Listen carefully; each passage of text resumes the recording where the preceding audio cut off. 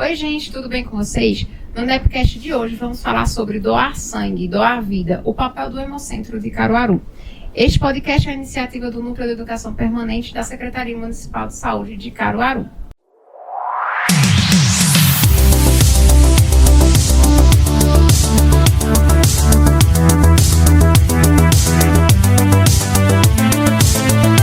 Muito prazer, eu me chamo Suelen Silva, sou assistente social de formação, estou como coordenadora do Núcleo de Educação Permanente da Secretaria Municipal de Saúde e é um prazer estar com vocês no episódio de hoje. E nesse episódio estamos com nossas queridas convidadas aqui do Hemocentro, Rosângela Brito, ela é contadora e supervisora geral do Hemocentro Caruaru. Rosângela, seja muito bem-vinda. Obrigada, bom dia. Obrigada, nós, que fazemos o Hemop, agradecemos por essa oportunidade. Que bom, a gente que agradece. Recebemos também a Edna Pires, ela que é biomédica do Hemocentro Caruaru. Seja muito bem-vinda. Obrigada, Suelen. E mais uma vez, obrigada também pela oportunidade. A gente que agradece de coração. Bom dia. Gisele, ela que é Gisele Monique, nossa assistente social, também daqui do município, e também é assistente social do Hemocentro Caruaru. Gisele, seja muito bem-vinda. É um prazer recebê-la novamente aqui conosco. Obrigada, Suelen, pelo convite. É um prazer, falar sobre a importância da doação de sangue, Obrigada. Obrigada, a gente que agradece. Obrigada mesmo. Bom, no dia 25 de novembro, celebramos o Dia Nacional do Doador de Sangue, uma data que destaca a importância desse ato de solidariedade que salva milhares de vidas. Caruaru, através do Hemocentro Hemop, desempenha um papel essencial nessa missão, sendo referência no atendimento e coleta de sangue da região. Apesar disso, o desafio de manter o estoque de sangue sempre em níveis adequados ainda é uma realidade. Cada doação é um gesto de amor que pode beneficiar até 4 pessoas, além de contribuir para procedimentos médicos e cirurgias. Pensando nisso, gente, eu queria que vocês falassem um pouquinho sobre o Hemocentro. Quantos doadores o Hemop atende diariamente e a abrangência do Hemocentro? Hoje nós temos, para a gente ter uma ideia da questão do tempo em que a gente já atua, aqui em Caruaru, nós estamos há 38 anos com o Hemocentro Caruaru. E nos registros constam que nas primeiras doações apenas tiveram 3 doadores. Isso em 1986. Hoje nós temos uma média de 2.000 doadores mês. E, claro, entre esses, 5 a 10% no máximo é de doadores que comparecem, mas que por algum motivo não podem doar e são inaptados. Mas estamos nessa média mensalmente de doadores que procuram o Hemocentro Caruaru. Que bom. Só atende só o Caruaru não, Só a região de Caruaru? Não, nós atendemos a toda a região da Quarta Geres, que é formada por 32 municípios. Hoje nós temos em média 62 mais ou menos unidades de saúde cadastradas, ou seja, não significa que todo mês a gente dispensa hemocomponentes para esse quantitativo de hospitais, porém já estão cadastrados e há uma variação de atendimento por necessidade, por abrangência também. Aqui em Caruaru nós temos mais 2 agências que foram implantadas no Hospital Regional do Agreste, por ser um hospital de grande porte, chamado Porta Aberta, porque chega todo tipo de emergência, e do Hospital Mestre Vitalino. Além disso, o nosso excedente, aí a gente atende a Palmares, que tem uma agência também, e que desde da enchente que destruiu, levou o Hemocentro que tinha lá, então Caruaru passou a atender aquela região, e a de Limoeiro. Então a nossa abrangência, ela vai além da Quarta Geres. Que bom, muito trabalho, coisa boa. Muito trabalho, graças a Deus. Graças a Deus. E aí eu queria saber quem é que pode doar sangue, Quais os critérios para ser um doador de sangue? Na verdade, o doador ele é um candidato à doação de sangue, Para doar sangue, precisa-se ter 16 e 69 anos, estar em boas condições de saúde, estar portando um documento oficial com foto, estar alimentado, né? Existe sempre um mito, eu vou doar sangue e aí eu preciso estar em jejum, não. Estar alimentado, portando documento oficial com foto, estar bem de saúde, pesar acima de 50 quilos. E aí a gente faz uma observação para a pessoa idosa. Entre 60 e 69 anos eu posso doar desde que eu tenha feito a primeira doação até os 60 anos. Né? E adolescentes a partir de 16 anos, desde que tenha autorização do responsável. O responsável precisa comparecer ao Hemocentro com o adolescente para que ele possa fazer a doação. Que bacana, eu achava que tinha que ser só acima dos 18, tá vendo? Não, é a partir dos 16, né, com autorização. Bom saber. E quais são os exames que a gente precisa fazer para ser o doador, né? O candidato à doação, quando ele chega ao Hemob, ele passa por um cadastro e desse cadastro ele é encaminhado para uma triagem clínica. E lá nessa triagem clínica já começam os primeiros exames que vai inaptar ou não esse doador ali já de início, que seria a verificação dos sinais vitais. Aí você verifica a pressão arterial, que não pode ser maior que 18 a máxima, nem maior que 10 a mínima. Tem a questão da hemoglobina e do hematócrito, que isso aí você verifica o nível de sangue. Porque não adianta você fazer uma boa ação que vai te prejudicar. Então tem que ser bom para quem vai doar e para quem vai receber. E aí, depois dessa avaliação, ele estando apto, ele passa para o setor de coleta, onde naquele momento vai ser coletado tubos de amostras, onde serão feitos testes imunohematológicos e sorológicos. Os imunohematológicos são feitos no próprio Hemocentro de Caruaru. Então, é a classificação sanguínea, independente desse doador ter 50 doações. Todas as vezes que ele for doar, é feita a classificação sanguínea. A questão do fator RH. Banco de sangue, ele tem um diferencial. Você faz o fator RH, mas se ele for negativo, RH negativo, é obrigatório você confirmar com outro teste, que é o que a gente chama de pesquisa de Defrago. Negativou, ele é um RH negativo. Tem a pesquisa de anticorpo irregular, que são anticorpos que podem interferir numa questão de uma transfusão, com relação à compatibilidade. Então, é feito esse teste também. Se positivo, esse sangue não é liberado. Tem também um outro teste hematológico, que é a pesquisa de hemoglobina S. Não é uma recomendação, é obrigatório, mas só precisa fazer uma vez nesse doador. O que é esse eletroforese de hemoglobina S? É para você pesquisar se esse doador tem traço de anemia falciforme. Ou é traço, ou é positivo. Qual é o problema? Essa bolsa ela pode ser liberada? Pode sim, porém não é para qualquer paciente. Então, paciente que já tem problemas hematológicos, não pode, idoso, recém-nascido. Então, tem os critérios que esse sangue não pode ser para qualquer paciente. Isso aí a gente tem uma média no Brasil de 2 a 8% de positividade ou de traço. Então, o que é que acontece com esse doador? Ele não é inaptado, mas ele deve ser convocado pelo serviço para que ele seja orientado só no sentido de procriação. Porque se ele tem um traço, se ele também tem positivo, ele tem que ver com quem ele vai se relacionar na questão de filhos, porque esses filhos podem nascer com traços também ou com positividade. Além desses testes imunohematológicos, nós realizamos os testes sorológicos. E aí, são amostras que são enviadas para o Hemocentro Recife, porque existe uma central sorológica no Hemocentro, por uma questão de custo, por uma questão de tecnologia. Há muitos anos foi repassado tudo para o Hemocentro Coordenador. E aí quais são os exames que são feitos nesse doador? Ele é testado para sífilis, para aquelas doenças sexualmente transmissíveis e transmissíveis pelo sangue também, que é a sífilis, que é a doença de Chagas, hepatite B, hepatite C, AIDS e HTL, que é um vírus que está associado também à mesma família do HIV. Então, esses testes são realizados. E malária, que não é uma coisa da nossa região, mas foi introduzido mais recentemente. Então, existem metodologias de triagem, existem metodologias confirmatórias. Como é o caso, paciente doador foi negativo, tudo bem, a bolsa é rotulada e liberada para transfusão.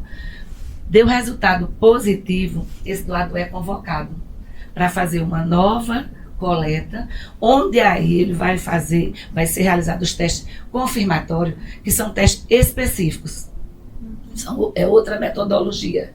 E aí, se positivar, esse doador é convocado para receber orientações e encaminhado a um centro de referência aqui em Caruaru. E a bolsa não é rotulada, descartada, e ele passa a ser doador inapto definitivo.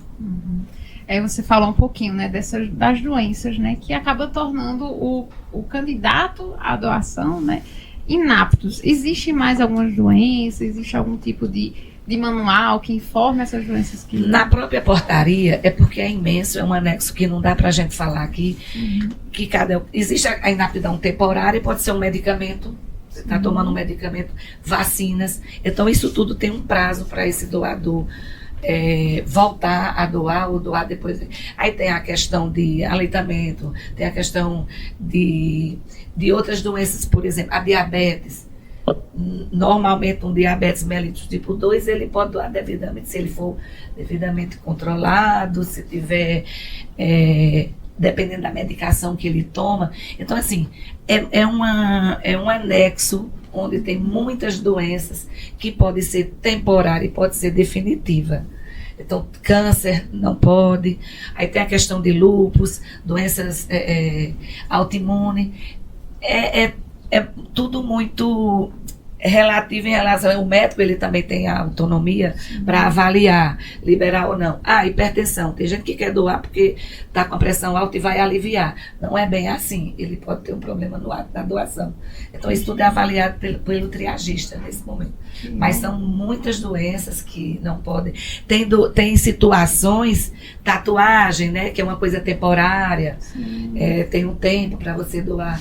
Então, é uma gama de situações que, assim, não dá para a gente sair relatando tudo, porque é muita coisa. Mas aí a pessoa da triagem vai conseguir explicar. O triagista está lá com esse manual, porque não é uma coisa que ele tem condições de decorar. Não é pequeno. E aí ele vai avaliar, porque o que é importante nesse momento, o doador ser honesto, ele tem que ser sincero. Ele não tem que procurar o Hemop só interessado no teste.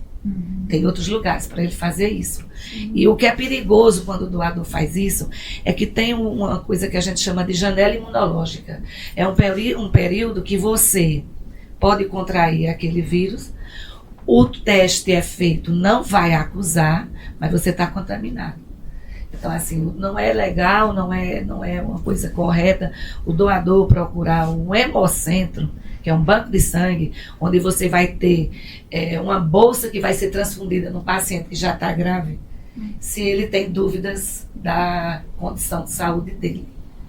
Então, isso é importante, ele não procurar realmente, se ele tiver sabendo que está em boas condições. Na entrevista, o triagista, ele vai buscando essas respostas.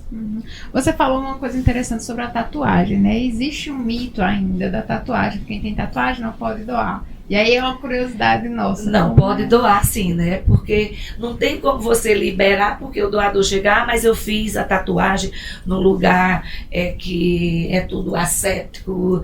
Não, você não pode acreditar e confiar, não tem garantia. Então já teve um tempo aí, que eram 2 anos, depois passou a 1 ano, eu não sei hoje, Gisele pode dizer, continua, parou em 1 ano após ter feito a tatuagem. E depende também da extensão da tatuagem, isso, né? A localização. A localização e a extensão. Também, né? Às vezes é uma tatuagem mínima, né? Sim. Então, como o Edna falou, também tudo vai depender da avaliação clínica que o triagista vai fazer, né?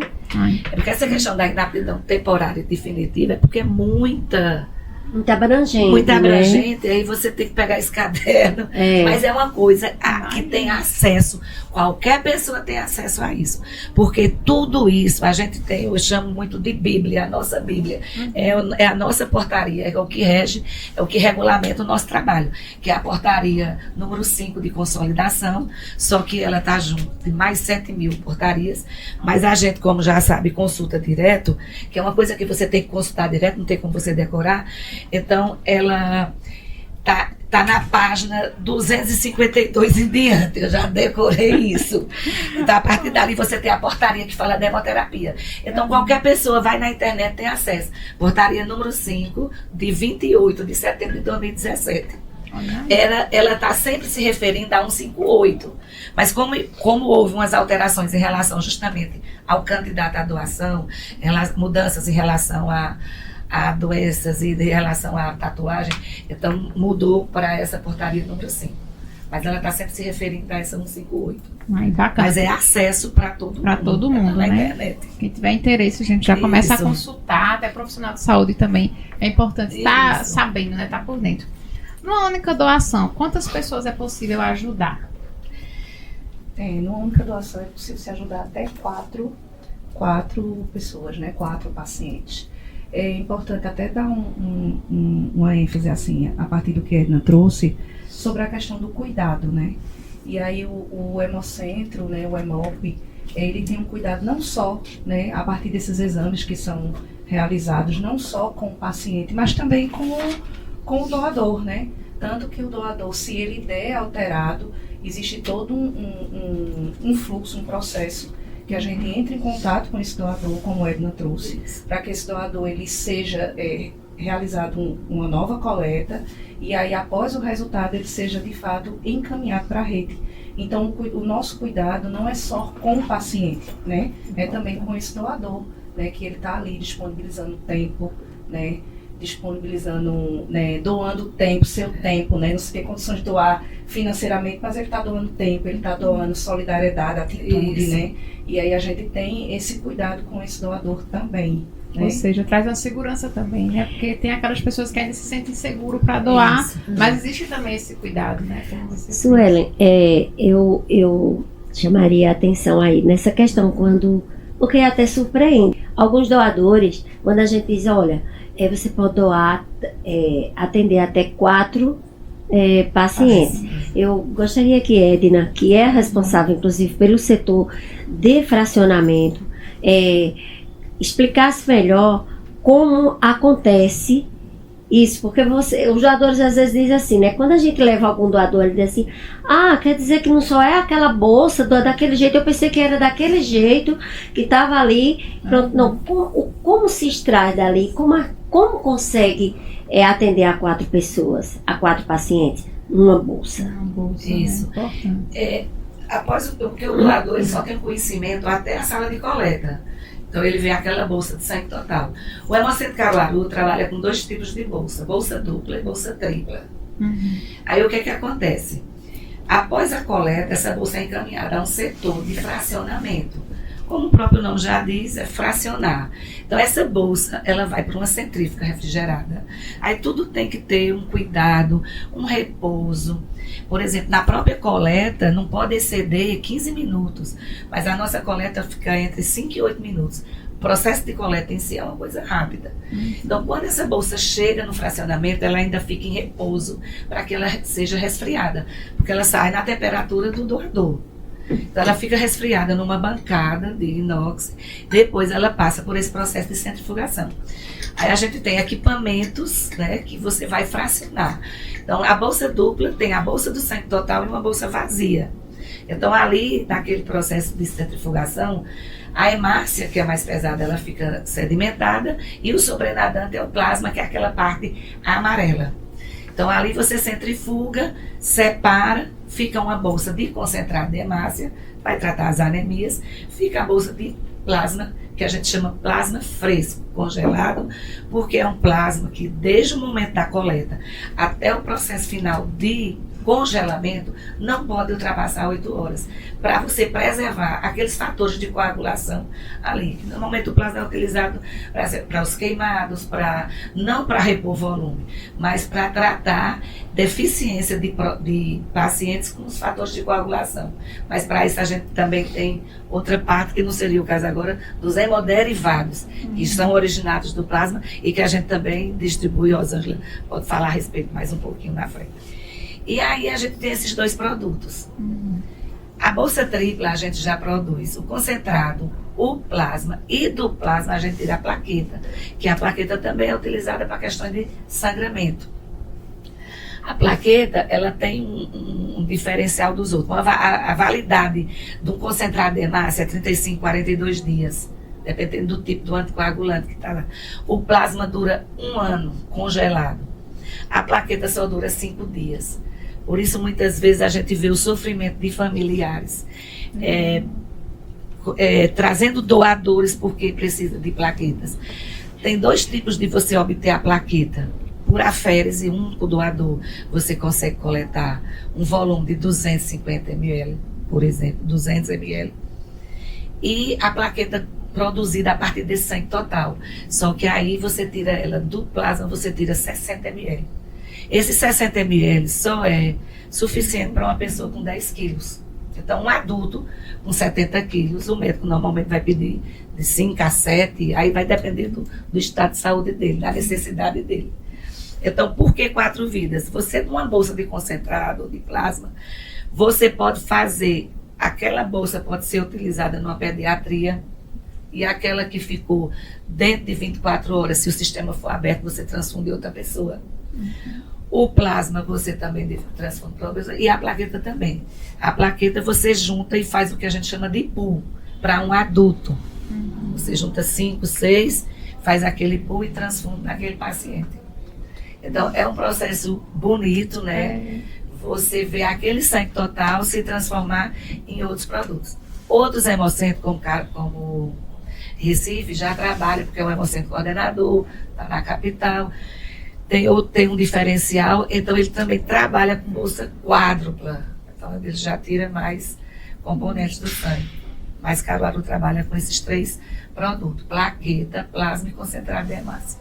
Nossa, que lindo, né? Assim, a gente vê esse processo, é tão importante. E muitas assim, vezes a gente não tem esse entendimento, né? Não tem E assim, por isso que às vezes as pessoas ficam enlouquecidas, querendo doador, mas doador, porque é plaqueta. Então, se uma unidade de plaqueta, que a gente diz que é um pool, eu preciso de 5, 6 doadores. Por isso a quantidade de doadores que a gente solicita. A gente precisa, né? Na verdade, a gente entende que uma bolsa ela pode atender até 4 pacientes. Porém, dependendo da necessidade, no caso da plaqueta, aí já é o inverso. A gente precisaria de mais doadores para poder formar esse pool para atender um paciente. A gente vamos doar, né? E a validade da plaqueta, por ser 5 dias, ela está sempre... Quer dizer, usou, ótimo, mas às vezes você consegue, chega o período e não tem paciente. Tem muito isso, assim, a gente pede muito doador por essa questão, porque você tem que estar sempre repondo esse estoque de plaquetas, por conta da validade ser muito curta. E já foi pior, já teve uma época que a plaqueta, tudo é por conta do plástico, né? O plástico conservante, existe uma troca gasosa ali. Então, antigamente era só 3 dias. Hoje a tecnologia, né, vai chegando, e hoje a gente já tem essa situação de você ficar 5 dias de validade. Né? Até 5. Que bom. É comum nas redes sociais vermos apelo devido ao estoque baixo, né? Que é o que vocês estão trazendo pra gente. Mas de quanto em quanto tempo o doador ele pode voltar? E qual o trabalho que é realizado pelo Hemocentro para manter esse estoque abastecido? Dando tudo bem, né, com a doação, o doador estando apto, né? As mulheres, elas doam a cada 4 meses e os homens a cada 3 meses. Se for uma pessoa idosa, a partir de 60, a cada 6 meses. Jovens também, né, adolescentes, né? Também a cada 6 meses. E o trabalho que a gente realiza, né, esse trabalho ele é bem focado dentro do serviço social do Hemocentro. Né? O serviço social ele tem esse papel que é deixar os estoques, né, abastecidos. E vai além de campanhas, né? Recentemente a gente viu, né, o apelo da governadora que se sensibilizou, né? Está tendo aí um mutirão de cirurgias, né? E é importante, a gente precisa estar com os estoques abastecidos para poder atender esses pacientes. Né? O prefeito também, né, é doador e fez esse apelo, sensibilizando a população. E a gente vai além disso, né? O nosso papel enquanto serviço social, a gente vai nas unidades, a gente tem essa troca com os demais serviços sociais das unidades hospitalares, para que haja uma sensibilização do próprio assistente social daquela unidade, junto um trabalho, né, junto à família, para que a família, o doador, ele o paciente recebeu, né, o sangue, por que não a família se sensibilizar e levar doador para o EMOP e estar repondo esse sangue que foi utilizado.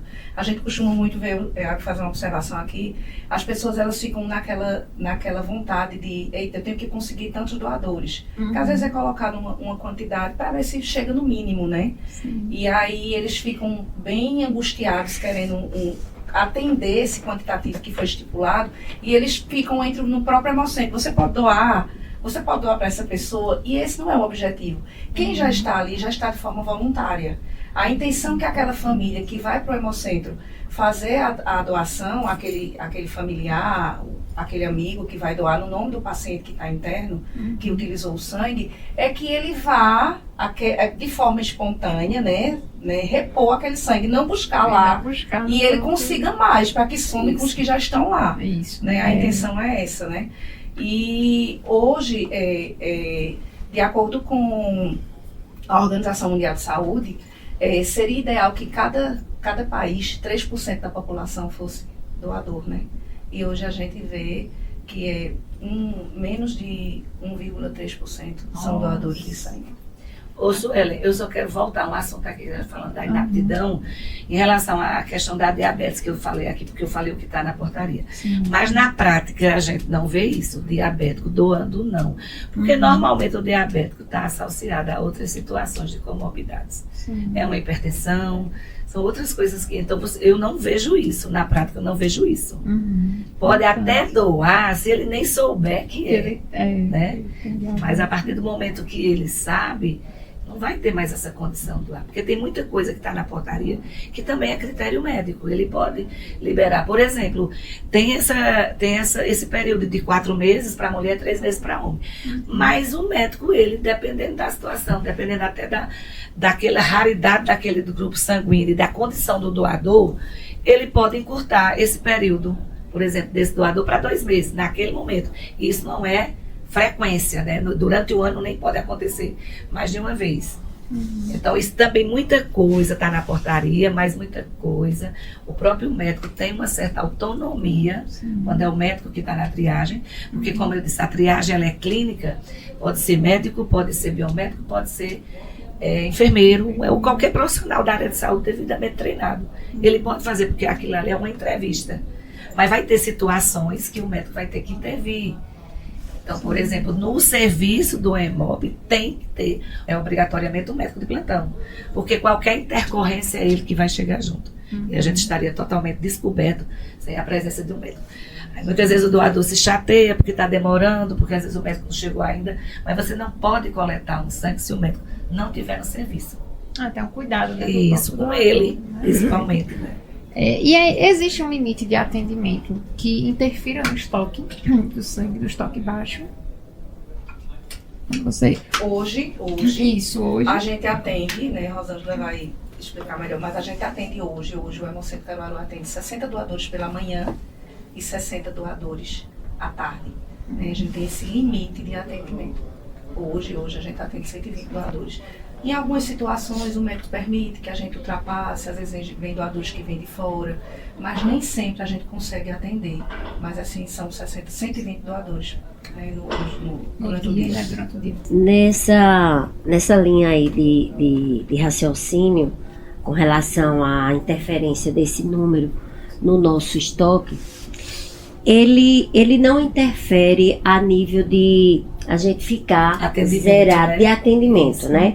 Não, até hoje nós não temos passado por essa situação de haver um óbito ou por conta da falta de sangue. Até porque há uma integração entre os hemocentros e quando a gente está com baixa em algum tipo de sangue, o hemocentro coordenador e o restante da hemorrede do interior faz essa ajuda, encaminha para a gente.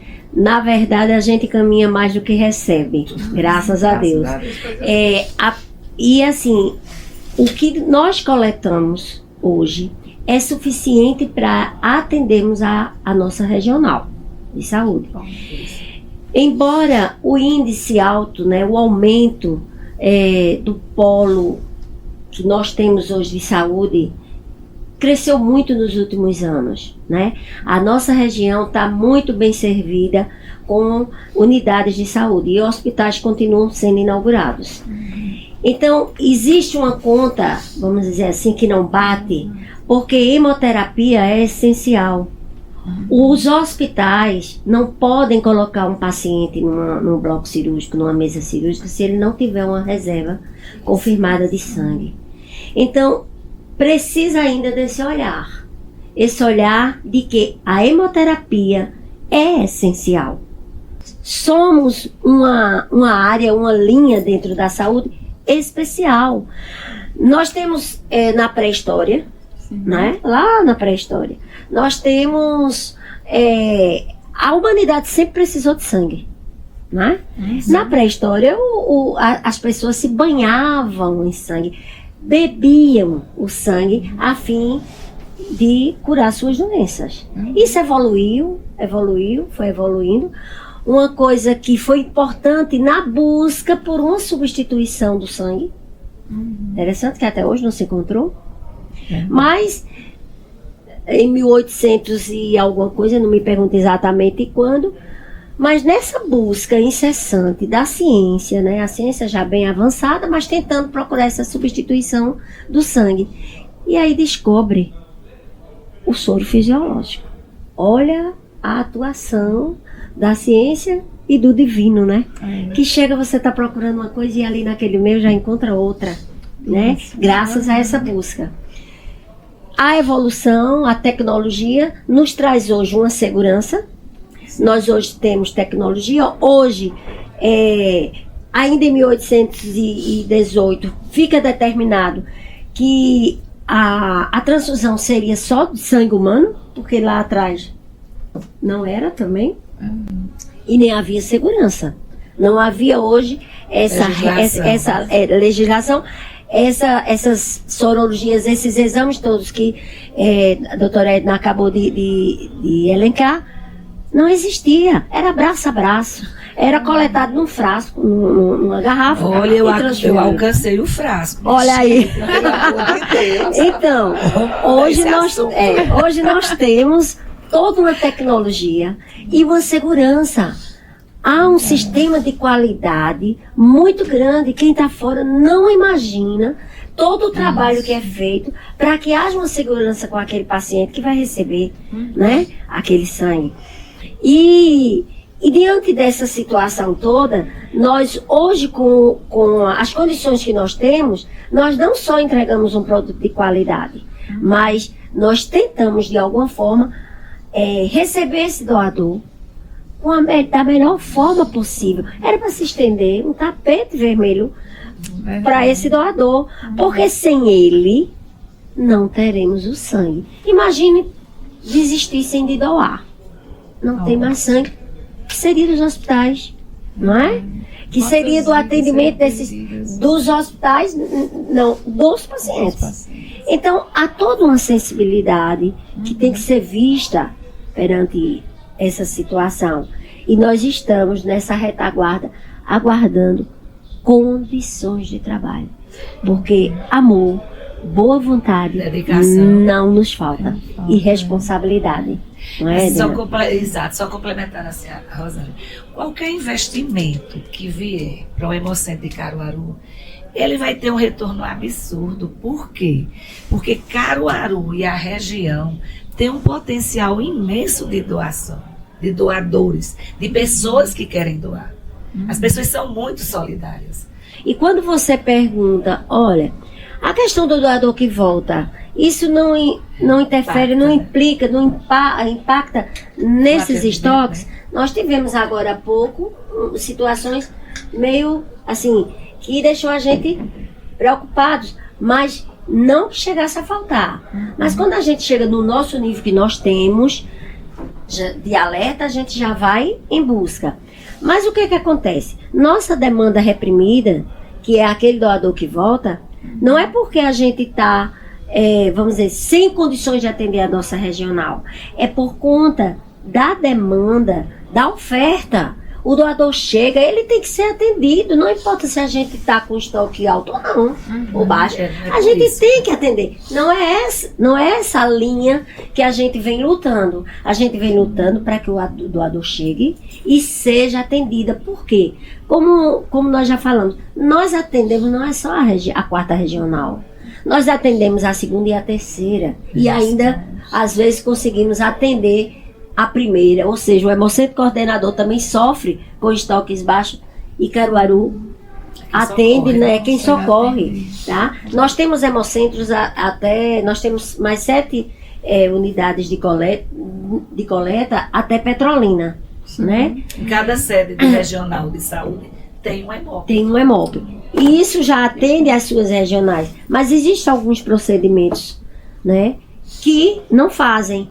E Caruaru é o maior do interior e é o que mais se aproxima de toda a produção que é feita no Hemocentro Coordenador, é Caruaru. Então, por isso, sua responsabilidade também de atender Oricuri, atender Serra Talhada, em alguns procedimentos que eles não fazem. Isso.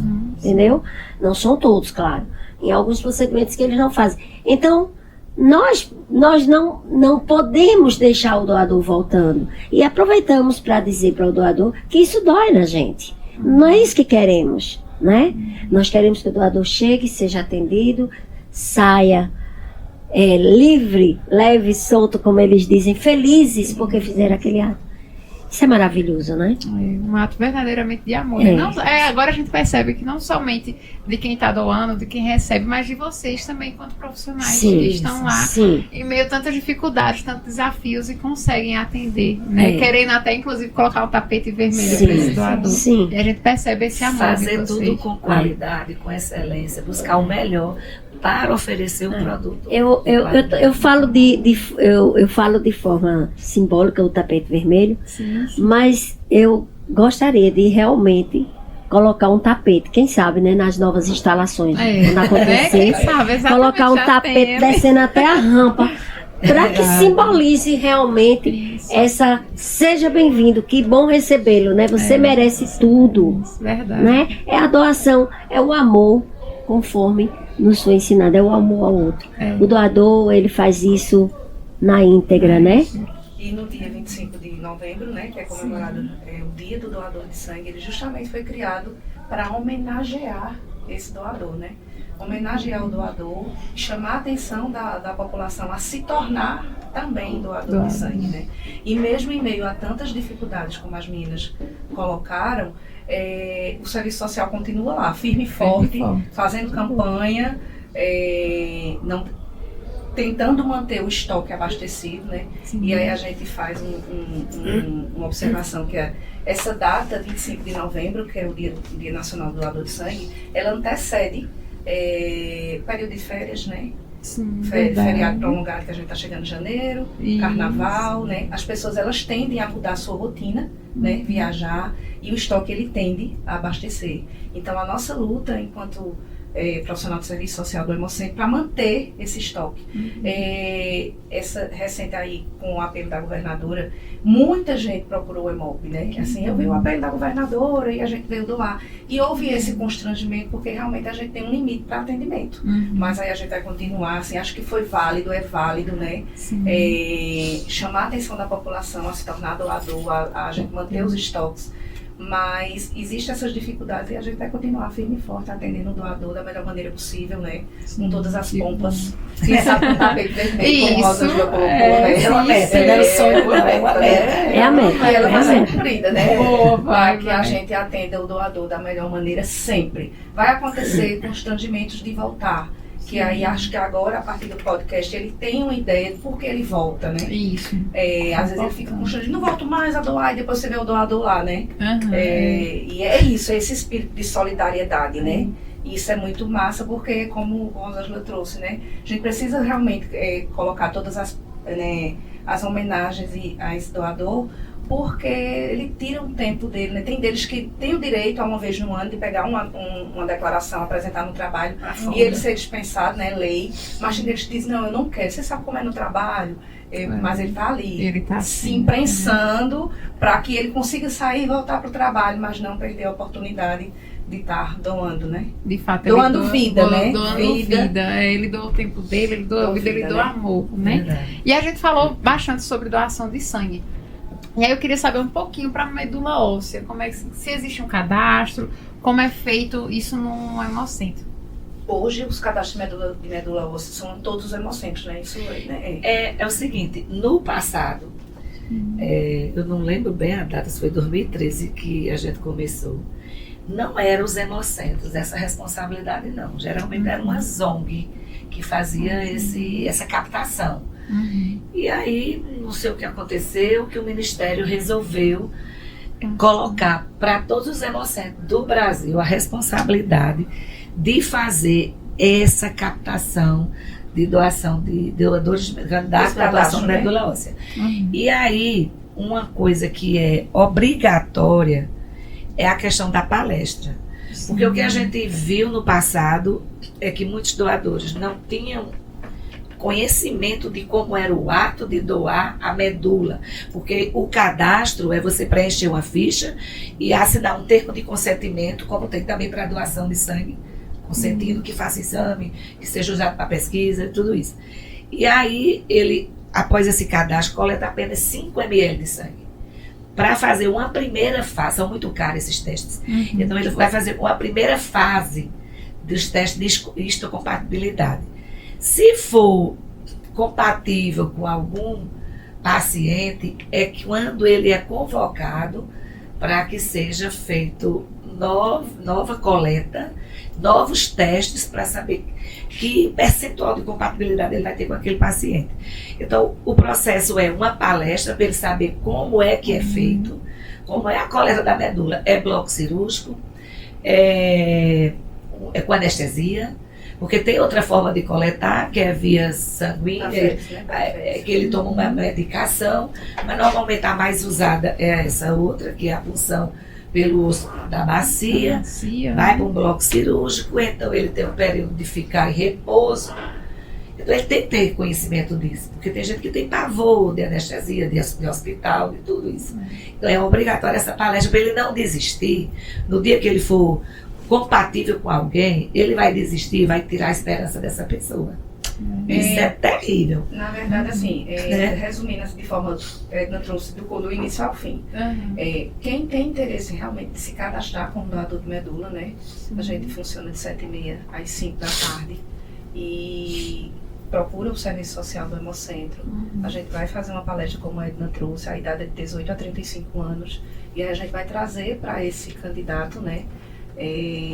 As implicações, o processo como ele trouxe, que vai para bloco cirúrgico, e aí é só um cadastro, ele não é doador de medula, ele está cadastrado como doador de medula. E vai para o sistema. Como a Edna trouxe, acredito que era realmente nas ONGs, porque tem pessoas que assistem a palestra, quando vai se cadastrar, ele já é cadastrado como doador de medula, né? E aí a gente faz essa palestra, traz para ele todas as implicações, do início ao fim, primeiro cadastro, se ele for compatível, que a compatibilidade é muito rara, de 1 para 1 milhão, se achar uma pessoa exatamente igual a você, né? E aí ele volta, se ele realmente for compatível com alguém, ele vai ser chamado, né? E aí ele volta para fazer uma nova coleta, uma nova entrevista, e dando tudo certo, ele segue com todas as orientações. Geralmente em Pernambuco é feito no hospital português, mas não necessariamente, porque o Redome é quem vai fazer toda essa orientação, caso ele identifique uma pessoa compatível. Mas aí quem tiver interesse... Esses são 2 sistemas, né? Que é mundial. Então o Redome é um sistema onde todos os doadores não, todos os candidatos à doação de medula óssea estão cadastrados lá. E existe o REREME, que é outro sistema, que é o do receptor. Então esses dados se cruzam e quando você encontra... Interessante é isso, você não encontra ninguém da família, muitas vezes, compatível com aquele paciente. E encontra uma pessoa aqui, lá do sertão, aqui de Caruaru a gente já teve. O que acontece é que muitas vezes o doador não volta para a gente para dizer se realmente foi convocado para doar. Só teve um, é o que eu me lembro, ele é aqui de Caruaru e ele foi compatível com a pessoa no Rio de Janeiro. Aí na época o Hospital Português não estava fazendo a coleta e ele foi para o Rio. Então assim, não tem despesa nenhuma, tudo é custeado pelo Ministério da Saúde e ele também tem aquele período acobertado por lei de folga pelo momento. Não é que não dói, né? Você está anestesiado. Mas assim, quem já doou, a sensação que diz é que fica aquela parte dolorida, como se você tivesse caído sentado no chão e fica com aquele quadril dolorido. Mas não tem risco, né?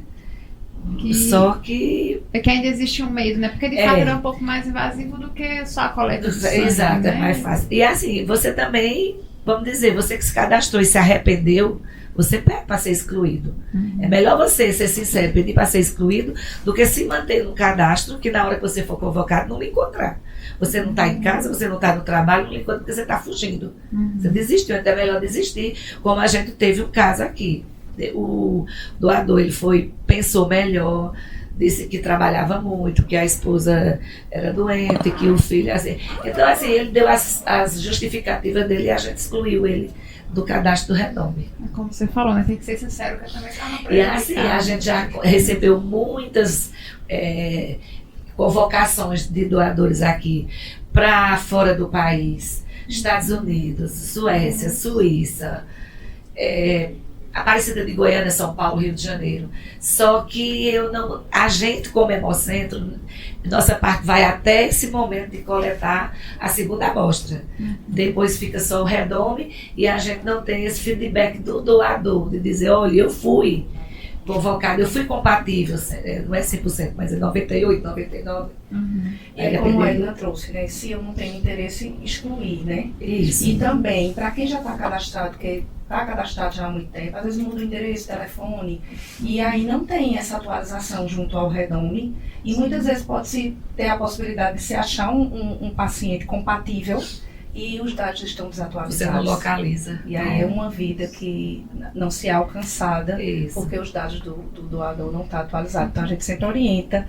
Tem gente que diz, olha, eu sou cadastrado como doador de medula, e a gente orienta que baixe o aplicativo do Redome, ou entre no site do Redome e atualize as informações, endereço, telefone, para que a gente não, esse doador, esse candidato, não se deixe de salvar uma vida por falta de atualização de e veja como vai longe, né? A gente está indo para fora do país para tentar salvar essa vida.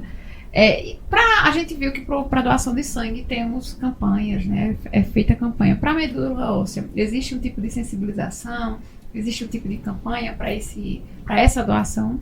Olha, veja, nós já fizemos campanha. O Redome, ele tem todo um domínio sobre isso. Se você fez uma campanha em determinado lugar, você não vai voltar lá. Por quê? Porque o perfil vai ser o mesmo.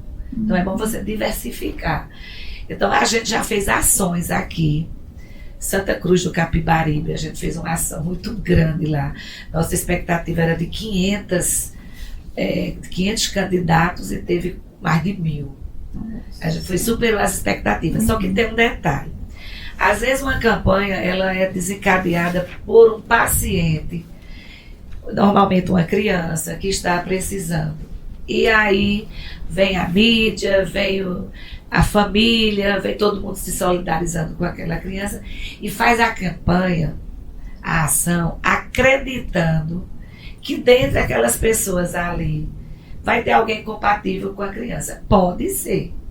Mas é importante que o candidato que se propõe a isso saiba que ele pode não ser compatível com aquela criança que foi feita aquela campanha, mas ele pode ser compatível para outro. Então ele tem que estar apto a doar para essa outra pessoa. Então é isso que o serviço social sempre enfatiza quando tem essas ações, para dizer assim, olha, você pode não ser compatível com a criança, mas se você for com outro, você vai aceitar. Tem muitos, não, eu só quero se for para fulano de tal. Não é assim, então não é doação. E a gente está, assim, nós fizemos um planejamento para 2025 e das ações que a gente planejou foi realmente em setembro a gente fazer uma grande campanha para cadastro de medula óssea. É importante, né? Por ser mais raro, né? É importante a gente também e assim, é uma diferença absurda a quantidade de doadores de sangue mensalmente para a quantidade de candidatos à doação de medula óssea. porque pela forma da coleta. Então, assim, você tem por mês 2.000, vamos dizer assim, 2.000 doadores, aí você tem 50 doadores de medula óssea. Cadastros. É pelo receio, né? Assim, a forma de como se doa, né? Porque como a Edna trouxe, são duas formas de doar, né? Uma, bloco cirúrgico, que aí a medula não é a medula espinhal que é na coluna, é na bacia, e aí se diz bloco cirúrgico, anestesia, né? Perfuração, né? Assim, né? Agulha, né? E aí o outro é por afetos, que é mais, a gente imagina que seja menos invasivo, né? Só que tem uma medicação que a pessoa toma que estimula e que é menos invasiva. Aí existe todo um receio, né? De se candidatar a doador de medula, né?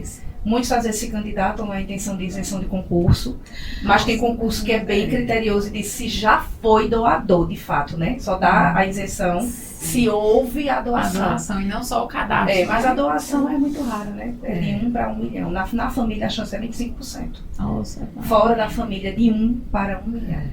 Então, de fato, precisamos sensibilizar mais, né? Bom, gente, estamos chegando ao final do episódio de hoje. Queria agradecer muito a presença de vocês. Foi muito esclarecedora, foi um papo muito gostoso. Queria deixar esse momento agora para vocês finalizarem, deixar talvez uma dica aqui para o nosso pessoal, para os nossos profissionais. Fiquem à vontade e mais uma vez agradecer pela presença de cada um. Cada uma. Quem começa? Eu vou começar. Eu mais uma vez agradeço, né? Nós agradecemos, porque as oportunidades, né, nunca devem ser desperdiçadas nesse contexto. E quando Gisele falou sobre essa possibilidade, nós nos prontificamos, né, logo, porque estamos aqui nesse momento captando doador. Isso, verdade. Né? Captando doador. E agradecer, dizendo que vocês estão fazendo um trabalho lindo, um trabalho importante, né? Que existe essa parceria da Secretaria de Saúde do município com o EMOP, né? A gente tem se comunicado em outras áreas e estamos nos ajudando, porque no final a intenção é a mesma, é atender a nossa sociedade dentro da saúde e não podemos ter barreiras, não é? Município é município, estado é estado. Em algumas situações, eu acredito que só na questão mais legais, no caso. Mas as intenções são as mesmas, o trabalho, o intuito de atender a sociedade é a mesma.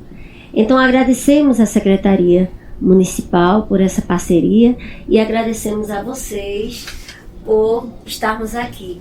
Nós estamos à disposição lá no EMOB para algo que se faça necessário. Espero que nunca precisem de sangue, mas se precisar não vai faltar. E muito obrigada mesmo por esse momento. Que tenham um bom final de ano, um Natal maravilhoso, com muita saúde, paz e esperança para 2025. Vamos trabalhar pelo tapete vermelho, né? Vamos embora, amém, gostei. Eu agradeço a oportunidade e deixo aqui à disposição, não só eu como biomédica, tem mais 2 biomédicas no serviço, que também podem ser convidadas para a gente tratar de outros assuntos relacionados à hemoterapia, como também tem outros profissionais no EMOP que poderiam ser convidados, enfermeiros, né? Vamos fazer outros assuntos esclarecedores. Informação não quer demais, eu acho que é sempre bom. E aí assunto não vai faltar para a gente discutir. Obrigada. Obrigada, eu que agradeço. Sueli, agradeço, né? E aproveito novamente, né, para enfatizar a importância da doação de sangue, chamar a atenção da população, que se tornem doadores de sangue. Quem já é doador de sangue, que está apto para doar, né, já está em tempo de doar, que procura o Hemocentro, né, para a gente deixar os estoques aí abastecidos. Estamos chegando em janeiro, fevereiro, é uma tendência do nosso estoque baixar e a intenção não é essa, a gente quer atender todo mundo, sangue é vida. E é isso. Gratidão aí. Muito obrigada, a gente que agradece. Bom, finalizamos o nosso Nepcast de hoje com mais um tema extremamente importante: doar sangue, doar vida, o papel do Hemocêntrico de Caruaru. Agradecemos às nossas convidadas, muito obrigada mais uma vez, foi uma honra estar com vocês. Agradecemos a vocês que estão aí de casa, no trabalho, nos assistindo, nos ouvindo. Muito obrigada. Não deixe de nos acompanhar nas redes sociais, @prefcaruaru e @nepcaruaru. Muito obrigada e até a próxima. Tchau, tchau.